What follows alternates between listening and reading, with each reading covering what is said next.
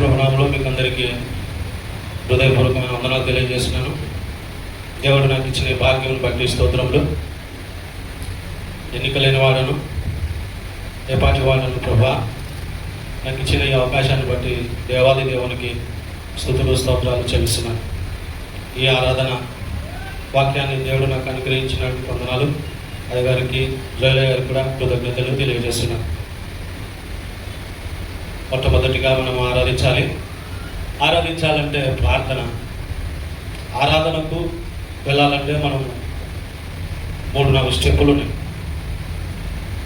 First of all మనం ప్రార్థన చేయాలి, దేవునితో మనం సంభాషించాలి. దేవునితో ఏ సంబంధము కలిగి ఉన్నా, మనం ఎలాంటి కనివిటి, ఆయనతో ఏ సంబంధము మనము కలిగి ఉన్నాము. ప్రార్థన చేసేటప్పుడు మనము మన అవసరతల గురించి దేవునికి ప్రార్థన చేస్తాం, తప్పులేదు. అది చేయి ప్రభా, ఇది చేయి ప్రభా. మన జీవితంలో ప్రార్థనకి ఎక్కువ సమయం గడపాలి. First of all. రెండోది కృతజ్ఞత చెల్లించుట. కృతజ్ఞత చెల్లించుట అంటే థ్యాంక్స్ గివింగ్. దేవుడు మన జీవితంలో చేసిన మేలులు, మీ జీవితంలో, మన జీవితంలో దేవుడు చేసిన మేలులు దేవునికి కృతజ్ఞత తెలియజేయాలి. ఒకనాడు యేసుక్రీస్తు ప్రభుల వారు ఒక 10 మంది ప్రార్థన చేసుకొని 10 మంది ఆయన దగ్గరికి వచ్చారు. 10 మంది ఆయన స్వస్థతపరిచినాడు, వెళ్ళిపోయారు. కానీ ఆయన దగ్గరికి ఒక్కడే వచ్చినాడు.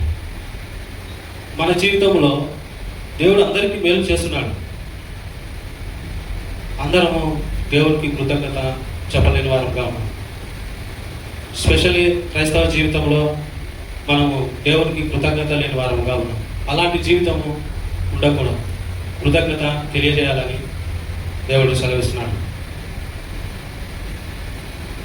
తర్వాత 3వ స్టెప్ స్తుతించుట, ప్రైజ్. దేవుని స్తుతించాలి. ఏ సమయంలో స్తుతించాలి? సమయమందును అసమయమందును దేవుని స్తుతి చెల్లించాలి. అప్పుడు నా అక్కర గుర్తుకు రాదు.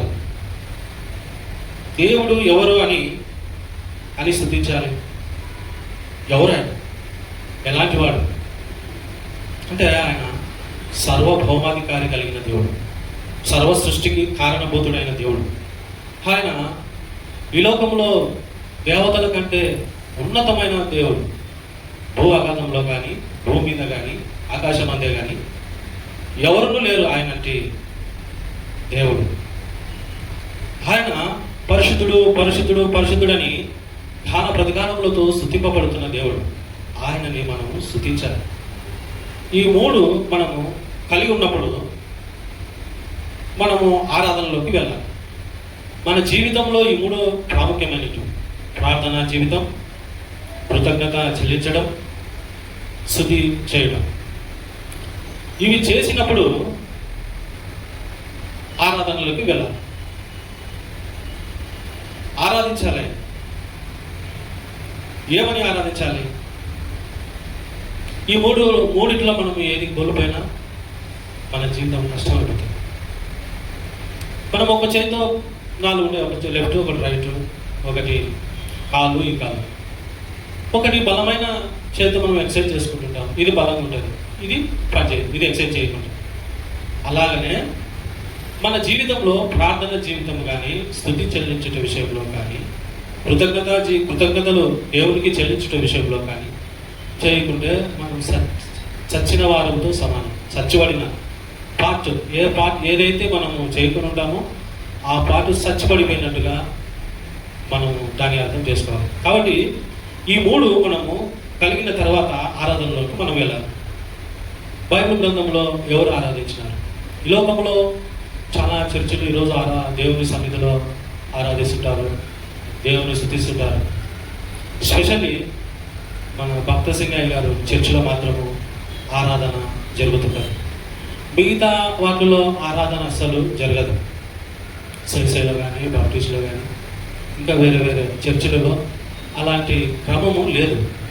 భక్త సింగయ్య గారు ఆనాడు ఆయన ఏర్పాటు చేసుకున్న ఆ నిబంధన, ఆ క్రమమును బట్టి మనం ఈనాడు ఆరాధించుకోవడానికి దేవుడు గొప్ప భాగ్యంగా మనకు అనుగ్రహించినాడు. ఆయన ద్వారా మనల్ని ఆరాధించడానికి ఈ ప్రపంచానికే తెలియపరిచినాడు భక్తి సింగాయని. మనం ఆరాధించాలి, దేవుని ఆరాధించాలి. బైబిల్లో ఎవరు ఆరాధించినారు, దేవుని ఎక్కువగా ఎవరు ప్రేమించినారు మనం తీసుకున్నాం. బైబిల్లోని ఆది కాండము 22వ అధ్యాయం. అబ్రహాము, దేవుడు అబ్రహామును శోధించెను. ఎట్లనగా ఆయన అబ్రహామా అని పిలువగా అతడు చిత్తం ప్రభువా అని. అప్పుడు ఆయన, నీ ఒకడై ఉన్న నీ కుమారుని అనగా నీవు ప్రేమించి ఇస్సాకును తీసుకొని మోరియా దేశమునకు వెళ్ళి అక్కడ నేను నీతో చెప్పబో పర్వతంలో ఒక దాని మీద దహన బలిగా అతనిని అర్పించుకుని చెప్పాను. ఇది మానవ జీవితంలో క్లిష్టమైన పరిస్థితి.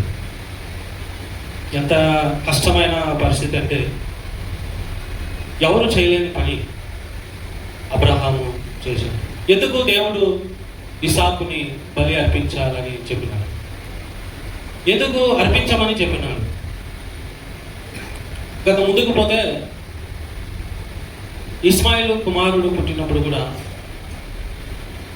దేవునికి దూరమై ఇస్మాయిల్ని ఎక్కువగా ప్రేమించినప్పుడు దేవుడు ఏమన్నాడంటే, అబ్రహామా నా యందు నీవు నిందారహితుడిగా జీవించు అని చెప్పాడు, హెచ్చరించినాడు. అంటే ఆడ దేవుని మాట మీరినాడు అని అర్థం. ఇక్కడ ఇస్సాకు పుట్టిన తర్వాత ఇస్సాకుని ఎక్కువగా ప్రేమించినాడు. ఎవరికంటే దేవుని కంటేనా, లేకుంటే తనకంటే? అది దేవుడు గ్రహించి అబ్రహాముతో ఈ మాట చెప్తున్నాడు, అబ్రహామా నీ ఒక్కడై ఉన్న నీ ప్రియ కుమారుడైన నువ్వు ప్రేమించుచున్న ఇస్సాకును నాకు బలిగా అర్పించును. దేవునికి లోబడినాడు, ఒక్క మాట మాట్లాడాడు. అబ్రహాము ఎవరిని పెట్టుకున్నాడు ఆ విగ్రహంగా? ఎక్కువగా ఎవరితో సమయం గడిపినాడు? ఇస్సాకుతో ఎక్కువగా గడిపినాడు. ఫస్ట్ అబ్రహాముని పిలిచినప్పుడు, అబ్రహామా నీవు నీ తల్లిదండ్రులను విడిచి నేను చూపించబోయే దేశానికి వెళ్ళమన్నప్పుడు మరో మాట మాట్లాడకుండా వెళ్ళిపోయినాడు. ఇక్కడ ఇస్సాకుని బలి ఇవ్వాలి అన్నప్పుడు మరో మాట కూడా మాట్లాడకుండా తెల్లవారిన అబ్రహాము మూడవ వచనం, తెల్లవారినప్పుడు అబ్రహాము లేచి తన గాడిదకు గంత కట్టి తన పనివారులు ఇద్దరిని కుమారుడికి ఇస్సాకును వెంటబెట్టుకొని దహన బలి కట్టెలు తీర్చి లేచి దేవుడు తనతో చెప్పిన చోటుకి వెళ్ళాడు. రాత్రి దేవుడు దర్శనం ఇచ్చి నీవు నీ కుమారుని నాకు దహన బలిగా అర్పించు అన్నప్పుడు రాత్రంతా అతనికి నిద్ర వచ్చలేకుండా. ఎందుకంటే ఏకైక కుమారుడు, ప్రియమైన కుమారుడు, తాను ఆలనా పాలనా చూసుకొని అంతా బాగా ప్రేమించాడు, పెద్దవాడు కూడా అయింటాడు. దేవుడు పరీక్షిస్తున్నాడు.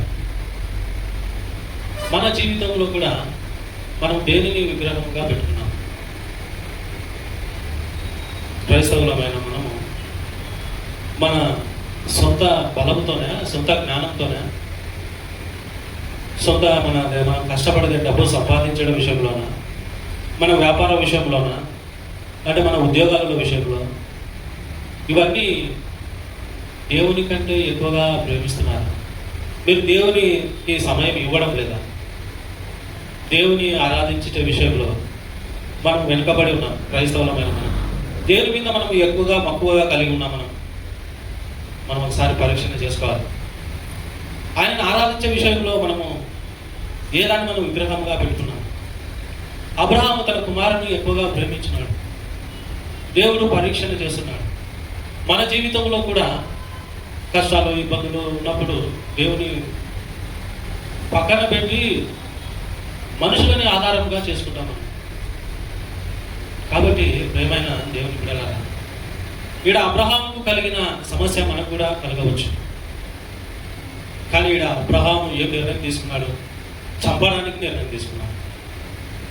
దేవుడు ఒక్క మాట చెప్పిన వెంటనే విధేయత కలిగినాడు అబ్రహాం. కుమారుని వెంట పెట్టుకొని పోయినాడు. యవ్వనంలో ఉన్నాడు కుమారుడు. వెంట పెట్టుకొని పోయి ఆ పర్వతము దగ్గరికి పోవాలంటే 3 రోజులు నడిచినాడు. నడిచిన తర్వాత తన పనివారితో మీరు ఇక్కడనే ఉండండి, నేను చిన్నపిల్లవాడు దేవునికి మొక్కి మరలా తిరిగి వస్తానని చెప్పినాడు. చెప్పిన వెంటనే వాళ్ళ ఆమె గాడిదని ఆమె పెట్టేసినారు. గాడిద మీద ఉన్న కట్టెల మోపు ఇసాకు మీద పెట్టాడు. ఆ మోపు మోయాలంటే ఇసాకు ఎన్నేళ్ళ వాడు ఉంటాడు? ఈజీగా 20-25 ఇయర్స్ ఆ మధ్యలో ఉండి ఉండవచ్చు. యవ్వనంలో ఉన్నాడు. యవ్వనంలో ఉండి కొండపైకి ఎక్కినారు. కట్టెలు పేర్చినారు. పేర్చినప్పుడు నాయన నువ్వు పండుకో దాని మీద అన్నాడు. ఇసాకు ఎంత విధేయత కలిగి తండ్రి మాటకు లోబడి కట్టెల మీద మరో మాట మాట్లాడుకోకుండా కట్టెల మీద పడుకున్నాడు. అదే ఈ లోకమైన బిడ్డలైతే మన బిడ్డలు తండ్రి అయినా ఇట్లా చేస్తాను అన్నప్పుడు ఊరుకుంటారా బిడ్డలు? యవ్వనంలో ఉంటారు, నువ్వెవరు నన్ను చెప్పడానికి. కాబట్టి అబ్రహాము ఇస్సాకుని ఏ విధంగా పెంచినాడంటే, అబ్రహాము దేవునికి ఏ విధంగా లోబడినాడో అబ్రహాము కూడా ఇస్సాకు కూడా అలాగనే ఇస్సాకు కూడా అబ్రహాముకి లోబడినట్టుగా నేర్పించినాడు. అబ్రహాము ఏది చెబితే అది ఇస్సాకు విధేయత కలిగినాడు. విధేయత కలిగి ఆ కట్టెల పైన పడుకున్నాడు. పడుకున్నప్పుడు ఆయన కత్తి ఎత్తినాడు. కత్తి ఎత్తి చంపడానికి పోతాడు. అంటే ప్రభువా, నేను రుజువు చేసుకోవాలంటే ఇది ఒకటే మార్గం. నీ మీద విశ్వాసము, నిన్ను ఆరాధించాలంటే, నేను బలమైన ఆధారం ఆరాధించాలంటే ఏమి ఆధారం అంటే చంపాలి. ఎంత త్యాగపూరితమైన నిర్ణయము అబ్రహాము తీసుకుంటాడో మన జీవితంలో కూడా అంతే త్యాగపూరితమైన నిర్ణయం తీసుకున్నప్పుడే మన జీవితాలలో కూడా ఫలాలు అనుభవిస్తారు. త్యాగపూరితమైన అబ్రహాము తీసుకున్న నిర్ణయం వల్ల ఆయన చరిత్రకు ఎక్కినాడు. మన జీవితంలో కూడా త్యాగము, దేవుని విషయంలో త్యాగం చేయాల్సిందే, తప్పదు. ఒక పుట్టినామా, చర్చికి వచ్చినామా, ఆరాధించుకున్నామా, వెళ్ళినామా, కానుకేసినామా, ఇది రొటీన్ పద్ధతిగా ఉండకూడదు. మన జీవితంలో దినముకి వారానికి మారుతూ పరిపక్వత పొందుకోవాలి. దేవుని విషయంలో స్పెషల్గా క్రైస్తవులమైన యేసుప్రభుని నమ్ముకున్న బిడ్డలమైతే, నిజముగా మేము దేవుని నమ్ముకున్న బిడ్డలమైతే పైన సంగతులు చూడకూడదు. ఆంతరంగమును దేవుడు చూస్తాడు. హృదయ అంతరంగమును ఎరిగిన దేవుడు. నువ్వు ఎలా ఆరాధిస్తున్నావు దేవునికి, నువ్వు ఎలా సేవిస్తున్నావు దేవునికి, దేవుడు హృదయమును చూస్తాడు. ఆ హృదయమును బట్టి మీకు ప్రతిఫలము దొరుకుతుంది.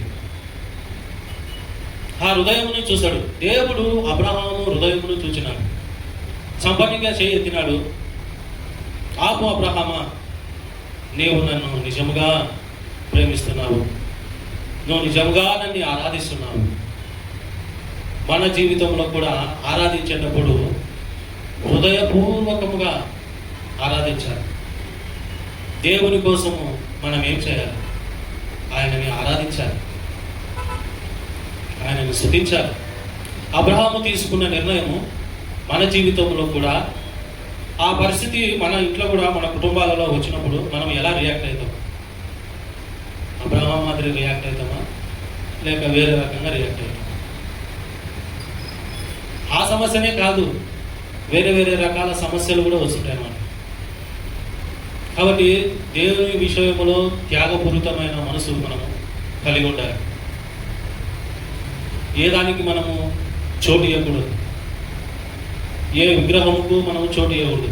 శరీరాశయు, నేత్రాశయు, జీవపుటము, మనము దానికి చోటే ఇవ్వకూడదు, దానిని విగ్రహముగా పెట్టుకునకూడదు. కాబట్టి ప్రేమైన దేవుని బిడ్డలారా, అబ్రహాము తీసుకున్న నిర్ణయము మనం కూడా తీసుకోవాలని మిమ్మల్ని వేడుకుంటున్నాను. ఇంకొక ఆయన ఉన్నాడు, యోబు గ్రంథం 1వ అధ్యాయం 18.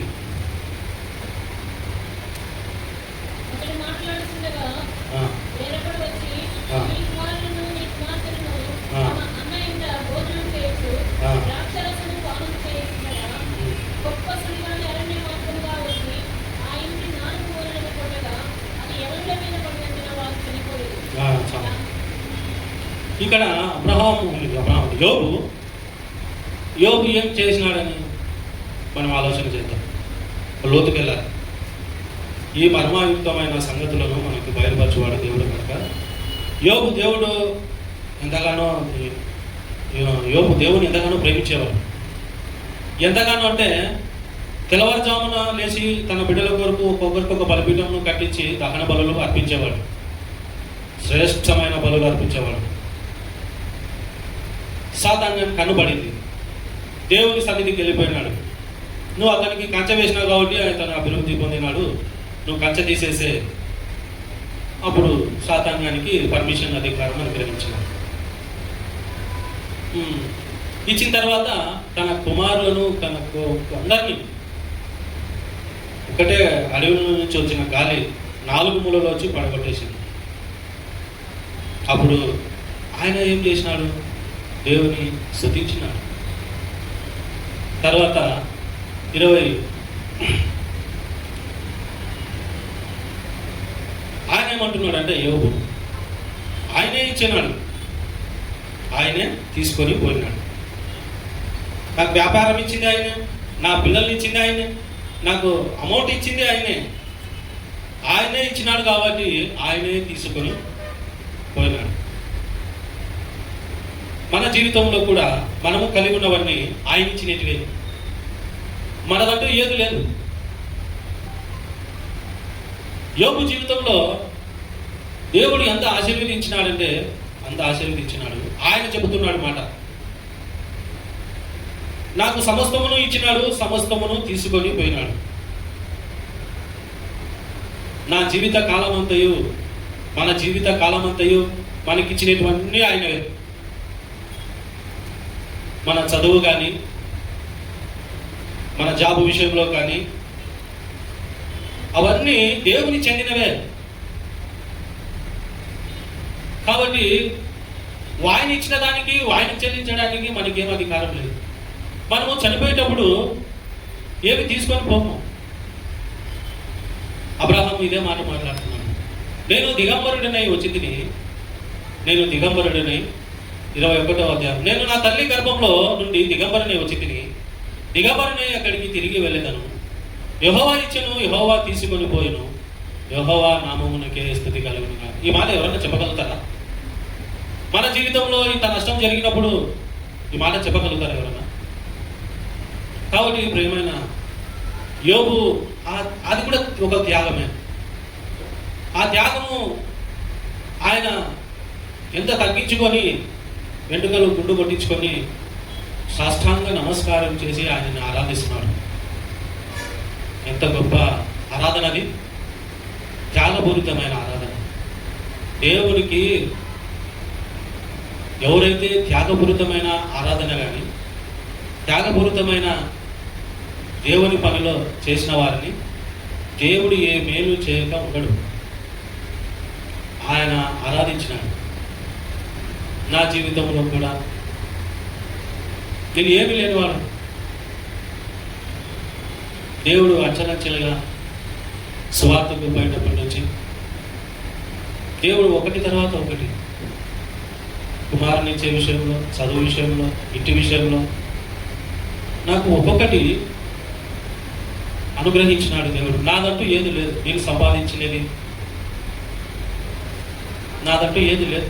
చనిపోయేటప్పుడు మనం ఏమి తీసుకొని పోం. యోబు జీవితంలో నేను దిగంబరుడనై వచ్చింది, నేను దిగంబరుడనై తిరిగి వెళ్ళేదను అనే మాట, అది ఆ మాట రావాలంటే కూడా హృదయపూర్వకంగా దేవునికి స్తుతి చెల్లించాలంటే కూడా దేవునితో సత్సంబంధము, దేవునితో ఆరాధించడము, స్తుతించడము కలిగిన వారికి మాత్రమే వస్తుంది. దినదినమును, నిమిషమును దేవుని ప్రార్థించాలి, దేవుని స్తుతి చెల్లించాలి, దేవునికి కృతజ్ఞతాస్తుతులు చెల్లించాలి, తర్వాత ఆయనను ఆరాధించాలి.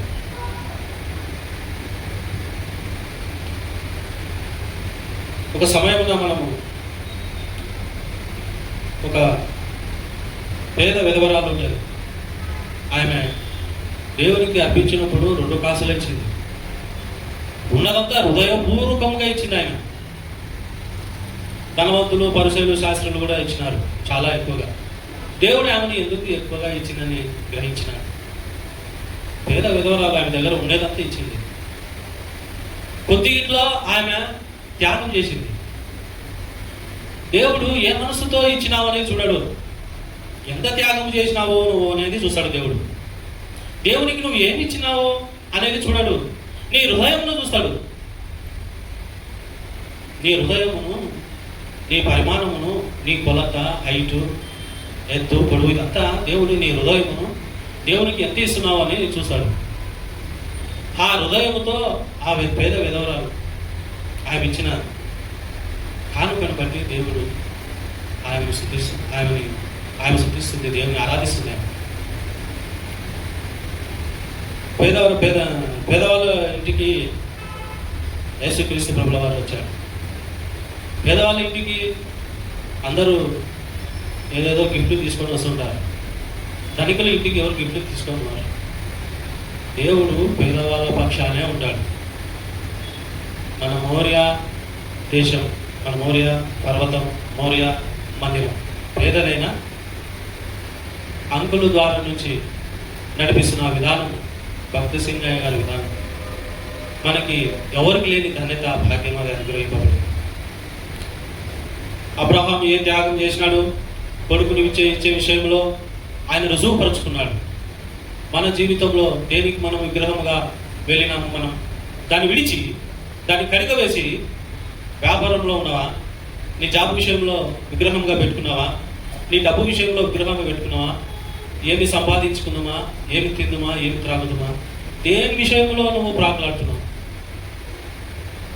ఒకసారి మనము పరీక్షణ చేసుకోవాలి. ఒకసారి పరీక్షణ చేసుకొని మనం విమర్శన చేసుకోవాలి.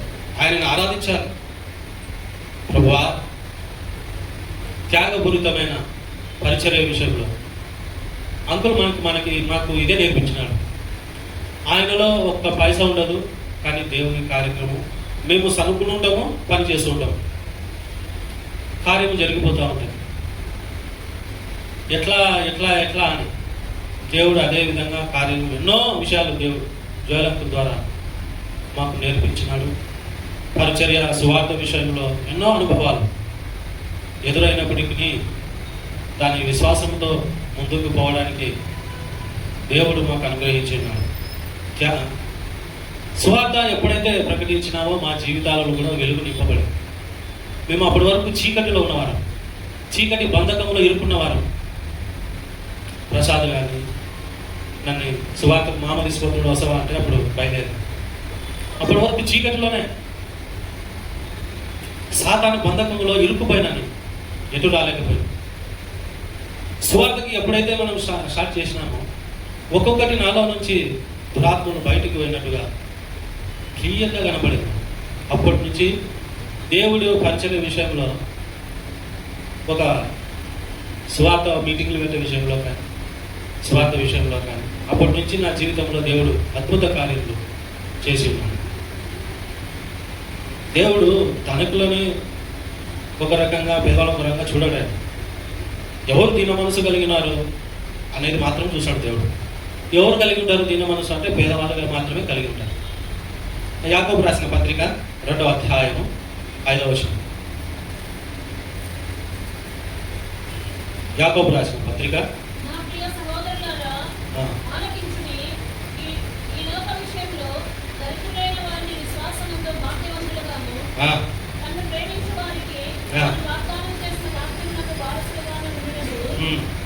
ఏర్పరచుకోలేదా?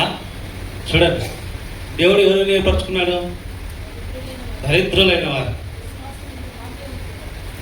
ఈ లోకంలో మనము దరిద్రులమైనప్పటికీ, ఈ లోకంలో నేను మా కుటుంబంలో ఒక వెలివేసిన వాడిగా ఉన్నాను, తీసేసిన వాడిగా ఉన్నాను. ఎందుకంటే యేసు ప్రభువుని నమ్ముకుంటే మా వీధిలో కానీ, మా ఏరియాలో కానీ, మా కుటుంబంలో కానీ ఏంది వీడు ఇట్లా యేసు ప్రభువుని నమ్ముకున్నాడని ఒక పక్కకు పెట్టేసినారు. నేను అట్లనే దేవుని పట్టుకొని ఆ చర్చికి ఈ చర్చికి పోయి పాపంలో అనుకుంటూనే, ఎప్పుడైతే సువార్తకి మేము వెళ్ళినామో నాలో నుంచి ఒక్కొక్కటి బయటకు వెళ్ళింది. దేవుని వాక్యము చెబుతూ చెబుతూ చెబుతూ ఉన్నప్పుడు దేవునితో సంబంధము పెట్టుకుంటేనే లోపల ఉన్న దురాత్మలు వెళ్ళిపోతాయి. అది ఏదైనా సరే, ఎంత శక్తి గలదైనా సరే.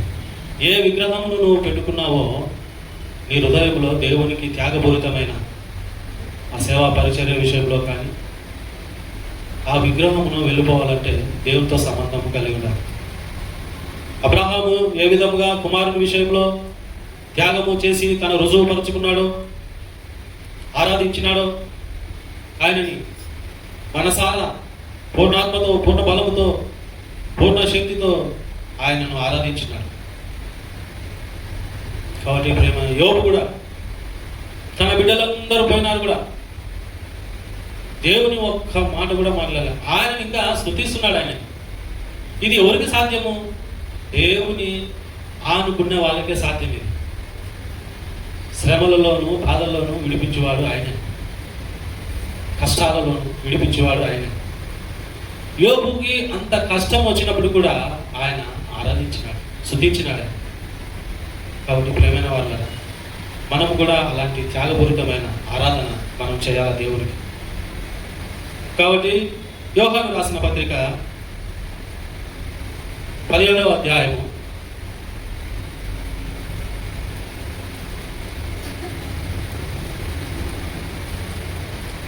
10వ వచనం చదవండి దయచేసి ప్లీజ్.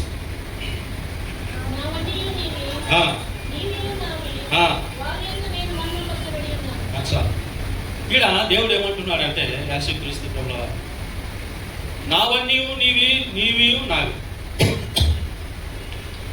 మనము దేవుని సన్నిధిలో అడుగుతున్నప్పుడు అవి కావాలి, ఇవి కావాలి ప్రభువా, ఇది సాయం చేయి, అది సాయం చేయి అని మనము అడుగుతూ ఉంటాం దేవుని.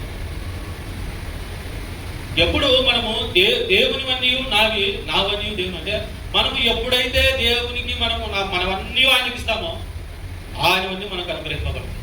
ఇది మర్మం. ఈ మర్మము ఎవరైనా గుర్తెరిగి గ్రహించిన వారైతే ఆయనకి ఇవ్వాల్సినది ఎలా ఇవ్వాలి? అబ్రహాం ఇచ్చినట్టుగా, యోబు ఇచ్చినట్టుగా.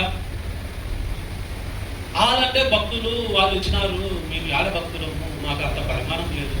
నీకెంత పరిమాణం ఉందో, అంత విధవరాలు 2 కాసులు వేసించుడు అంతే. మరి నీకు ఎంత పరిమాణం ఉందో అంత త్యాగపూరితమైన ఆరాధన నువ్వు చేయాలి దేవుడు. ఎవరికేం సామర్థ్యం కొద్ది వాళ్ళు దేవుని ఆరాధించాలి. నీవన్నీ నావి, నావన్నీ నీవి. దేవుడు ఇంత గొప్ప అవకాశం మనకు అనుగ్రహించిన, కానీ ఇది పొందలేకపోతున్నారు. ఎందుకంటే ఏ విగ్రహంలో నువ్వు పెట్టుకున్నావు హృదయంలో? డబ్బు సంపాదించే విషయంలోనా, వ్యాపార విషయంలోనా, లేకుంటే దేవుడు ఇచ్చిన జాబు విషయంలో బిజీగా ఉండి దేవుని విగ్రహంగా పెట్టుకున్నావు? మనం ఒకసారి ఆలోచన చేసి ఆ విగ్రహంలో పోవాలంటే దేవుని సన్నిధిలో త్యాగపూరితమైన ఆరాధన చెల్లించాలి. కొందరైతే దేవునికి ఇవ్వాల్సినప్పుడు లెక్కలు వేసుకుంటారు.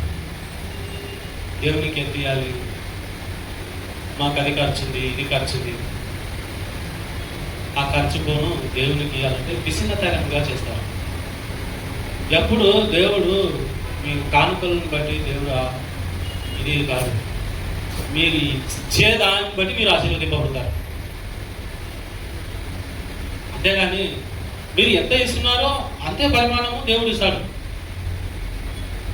హృదయము, నీ హృదయం ఎంత ఇస్తున్నావు? హృదయం ఎంత ఇస్తున్నావు? నువ్వు కానుక ఎంత ఇస్తున్నావు? హృదయం చూడారా దేవుడు?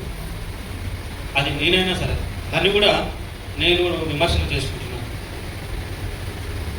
కాబట్టి దేవునివన్నీ మనము పొందుకోవాలంటే మన దగ్గర ఉండేది ఏముందో అది దేవునికి అర్పించాలి.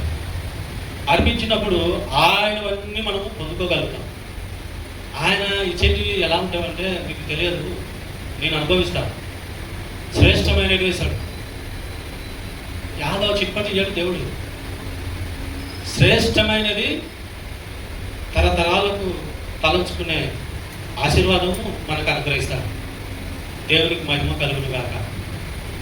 మీ పరిమాణమును బట్టి, మీరు ఇచ్చే దానిని బట్టి ఆయన ఇస్తే 3-4 తరముల వరకు, ఎన్నో తరాలు దేవుడు ఆశీర్వాదకరంగా ఇస్తానని సెలవిస్తాను.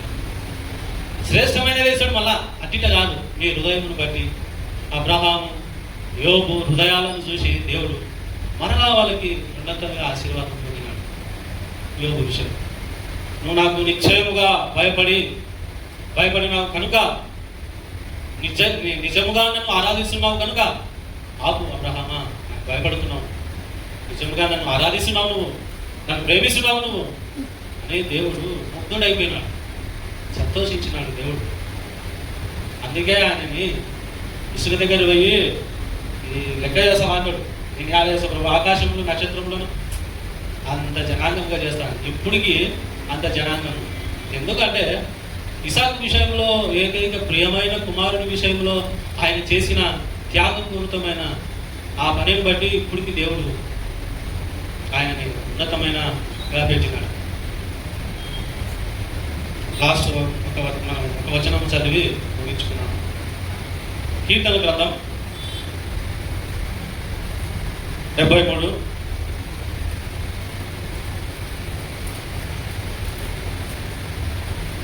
25 చదవండి. ఎస్ ఎస్ ఎస్, ఇది ఆకాశమందు నువ్వు తప్ప నాకెవరున్నారు ప్రభువా, నీవు నాకుండగా లోకంలోనికి ఏది నాకు అక్కరలేదు. ఇది నీ హృదయంలో ఆరాధన చేసుకున్నప్పుడు చెప్పాలి. ఎవరిని ఆధారం చేసుకుంటావు? మనుషులనే, అధికారులనే, రాజులనే, ఇంకొకరినే. ఈ లోకంలో ఎవరు అక్కరకు రారు. వచ్చినా మన ఆత్మీయులే. ఆత్మీయులు వచ్చినా వాళ్ళ సామర్థ్యం కొలదే. కానీ అదే నువ్వు చేతులెత్తి ఆరాధన చేస్తున్నప్పుడు, ప్రభువా నా దేవా, సృష్టికర్తమైన మా తండ్రి, ఆకాశమందు నువ్వు తప్ప నాకెవరున్నారు ప్రభువా,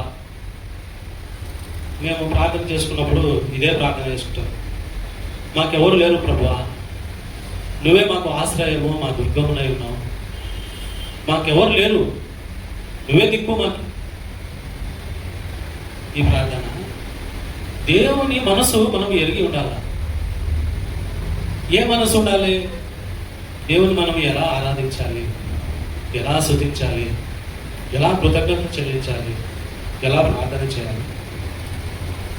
కాబట్టి ప్రియమైన వాళ్ళరా, మనము ఆకాశమందు ఉన్న దేవునికి ఆరాధించిన విషయంలో మీ హృదయములను, యోవేలు ప్రవక్త చెప్పినట్టు మీ హృదయములను చెప్పుకొని దేవుని పాదాల సన్నిధిలో మొరపెట్టుకొనుడి. మీ ఆరాధన ఆయన ఆలకిస్తాడు. ఒక విషయం మాత్రం నేను మీకు గట్టిగా చెప్పగలుగుతాను. మీ హృదయములు, మీ మనసును మీరు ఆరాధిస్తున్నప్పుడు దేవుని సన్నిధికి చేరుతుందా లేదా పరీక్షణ చేసుకోండి. రొటీన్గా ప్రార్థన చేయడం కాదు, వాక్యానుసారమైన ప్రార్థన. అదే మాకు జగనక్క నేర్పించినారు. కొన్నిసార్లు నేను పోయినసారి సరిగా ఆరాధన విషయంలో చేయలేకపోయినాను. ప్రభువా నువ్వే నిలబెట్టు తండ్రి అని ప్రార్థన చేసుకుని వచ్చిన శుక్రవారం నాడు ఆరాధన తీసుకోవాలా రమ్మ నువ్వే అని చెప్పాను. దేవుడు నాకు సాయం చేసిన ఈ అవకాశం ఇచ్చినందుకు దేవుడు మీ హృదయంలో ఈ వాక్యము ఫలింపజేయటకు ఆరాధన చేయండి.